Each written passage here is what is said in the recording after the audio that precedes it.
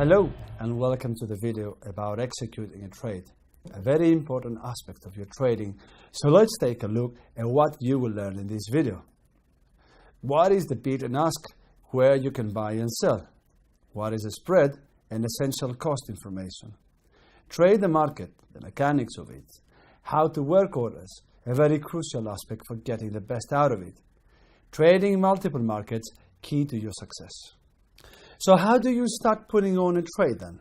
There are only two options when trading the markets, to buy and to sell. You would think that this makes trading an easy pursuit, but it is generally not the case. The act of buying or selling can be as simple as clicking your mouse. All the hard parts of trading come after this. There are only two directions which the markets can follow, but you should also bear in mind that there are certain strategies which take advantage of volatility breakouts or market complacency. But they still fall under the same principle. It will either go up or down, and not necessarily in this order. Trading will also depend, much like any other form of commerce, on supply and demand.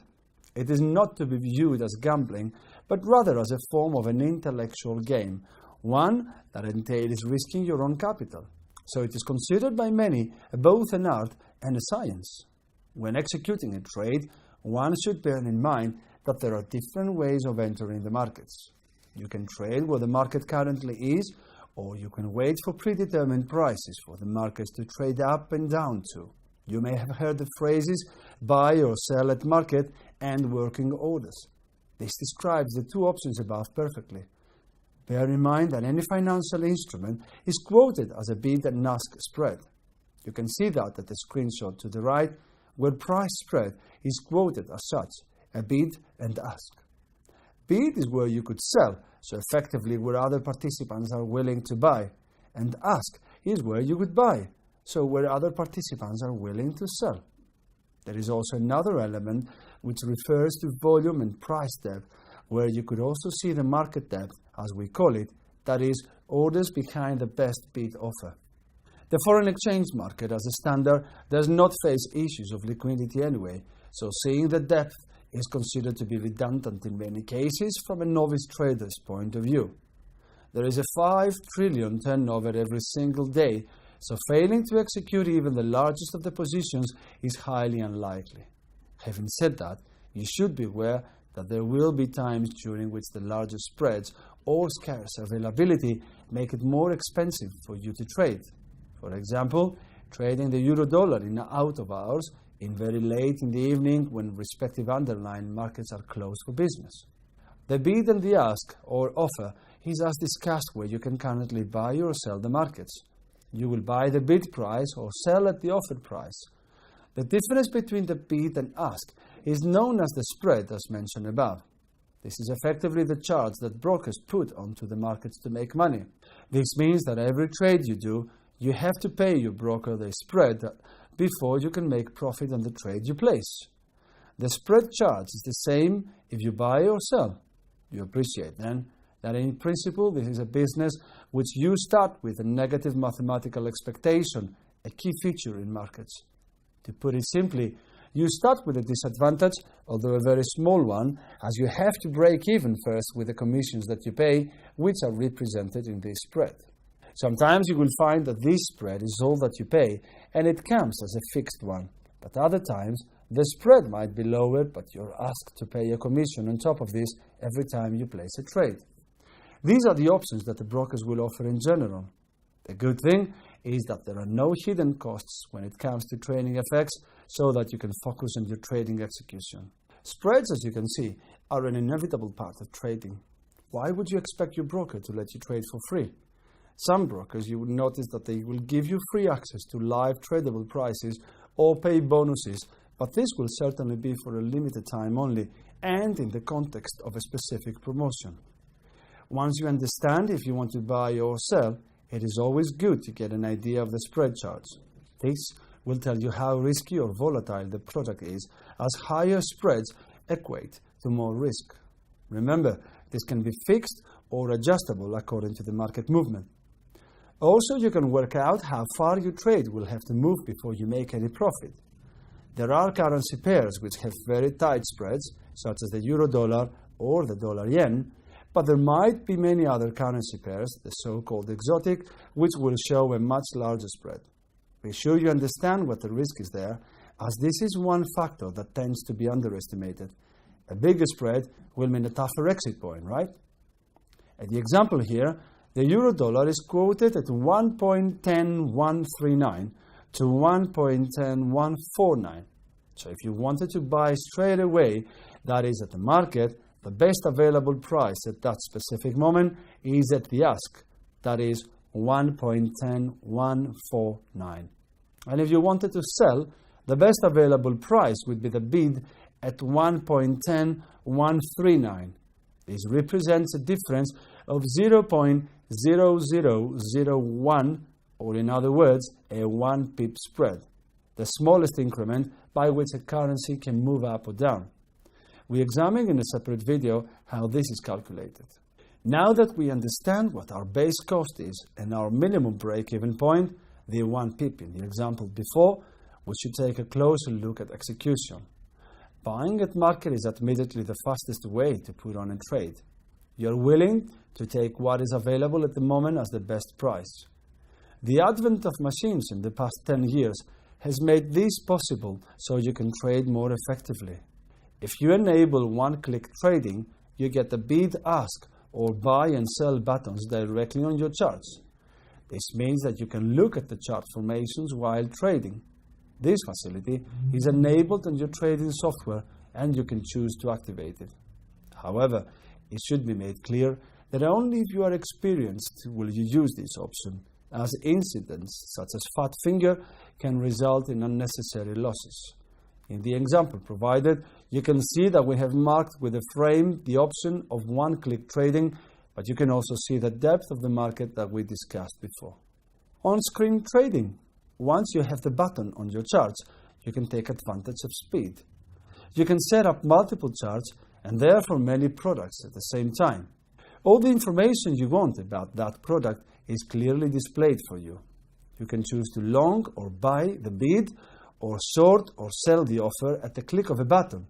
This is known as one-click trading. If you do not wish to trade in this way, then the system can be set to, when you press the buy or sell button, give you a warning or confirmation that this is what you really want to do. We strongly advise you to take this option, which is given by default, before you move into the more advanced one-click trading, although the latter will give you an edge as your trading skills improve. By choosing to trade this way, you can arrange your screens to trade as many products as you feel comfortable with. In this example provided, we have brought up 4 products, so essentially 4 different exchange rates. Now, that does not mean that you should necessarily trade all of this. But traders often use what we call a cross-sector analysis or correlation between different exchange rates. That is to say that they examine the behavior and impact that movements in one currency pair can have on performance of another. This is common as markets are interlinked as their economies are. Take, for example, the dollar-yen. This is considered to be a currency pair of the utmost importance when trading FX. It will many times act as a warning of whether traders in other markets as well are more prone to risk-taking or not at that time. This is because the Japanese yen has been traditionally viewed as a safe haven, so one would expect inflows to yen when the markets turn nasty. And that in turn would cause other currencies or sectors to face uncertainty. And vice versa. People would be willing to short the yen, in simple terms, as this is currently a cheap way of borrowing money which they can use to finance and produce higher returns in other markets. This is the mechanism behind it. This is just an example, as there are hundreds of other examples which one should examine on its own. Another notable example is the relationship between gold and the US dollar, as the former is expressed in US dollar. What that means is that in theory, because markets do tend to surprise us, a fall in the dollar would cause a rise in gold and vice versa. Since you are able to trade or monitor all these products in one multiple screen, this will make you more informed and therefore better equipped to beat the market. The Market Watch will allow you to select any FX pairs, indices or commodities you wish to trade. From the active open chart windows, you can then buy or sell when the markets meet your trading strategy. You can see the order window open in your next slide within the multiple screen. This can be from the technical chart setups, or it can be from any new fundamental information you may come across. This is a very reactionary style of trading and placing trades. It is the quickest for getting access to many markets at the same time, one that requires experience. Let's now take a closer look at how the order window can help us with our trading. Working orders in the market is another way to place trades. This is less of a reactionary style of trading. You're not trading where the market currently lies. You are setting up orders to be executed in the future when the price hits a certain high or low. This will be around areas of support or resistance or previous highs or lows, for example. What you're trying to achieve by working orders is to take the noise and movement factor out of your trading and to pick good highs to short and lows to buy. Back to the old trading term of buy low and sell high if you follow that school. The principle of working orders is the same as trading at market. You want to buy or sell a particular price in a particular market. The only difference is time. When trading at market, the time to buy or sell is now. You have limited choice. When working orders, you have more time. You wait, in essence, for the market to come to you. Not until a price is traded will your execution be done, and therefore will you buy or sell. This is especially helpful when you are following your trading plan and where your analysis has pointed to a certain entry or exit level. This is probably not the one offered by the market right now. A working order is also beneficial, or better said, indispensable when one sells or buys a position in tranches, doing so in his or her effort to get the best price from the market. This is the different aspect of trading at market and trading for the future movement. Take this hourly chart, for example. So if you want to sell high, then the high point of 1.10674, as depicted in the graph, was 8 hours ago. The current price or market is 531 pips lower.